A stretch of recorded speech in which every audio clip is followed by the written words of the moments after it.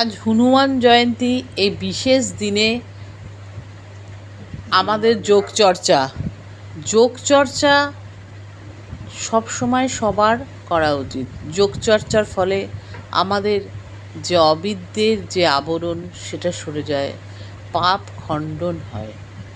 সবসময় আমরা নিজেকে ব্লেম করি, আমার এই নেই ওই নেই বলে, কিন্তু এটা আমরা ভাবি না আমাকে যে সৃষ্টি করেছে সেই সৃষ্টিকর্তা, তিনি কিন্তু নিখুঁত হাতে প্রত্যেককে সৃষ্টি করেন।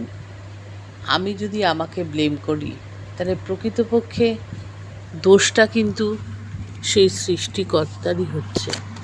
আমরা যখন কোনো জিনিস অর্ডার দিই, সেটা যখন আসে দেখি জিনিসটা বাজে হয়েছে, তখন আমরা কি বলি? কোম্পানিকেই দোষ দিই।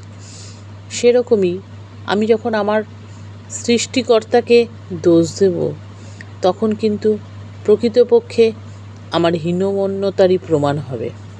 সবসময় নিজেকে ভালোবাসুন, নিজের যা আছে তাতেই সন্তুষ্ট থাকুন, চেষ্টা করুন হ্যাপি থাকার, সমস্ত কাজ হ্যাপিলি করার। তাহলেই আপনার কাজটি অনেক সুন্দর হয়ে যাবে। অবশ্যই যোগ করুন।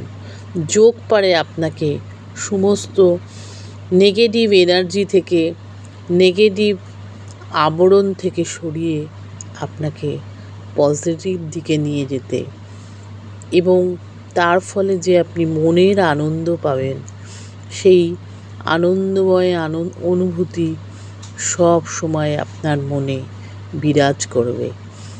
সেই অনুভূতি লাভ করার জন্যই আমাদের যোগ, প্রাণায়াম, মেডিটেশন সমস্ত কিছু করা। যোগ থেকে আরও বেশি উন্নতি করা, হঠযোগ থেকে রাজযোগে যাওয়া, রাজযোগ থেকে সমাধিতে যাওয়া, এটাই হলো মানুষের জীবনের মোক্ষ। মানুষ তার গৃহস্থ জীবন থেকে অবশ্যই মোক্ষ লাভ করতে পারে।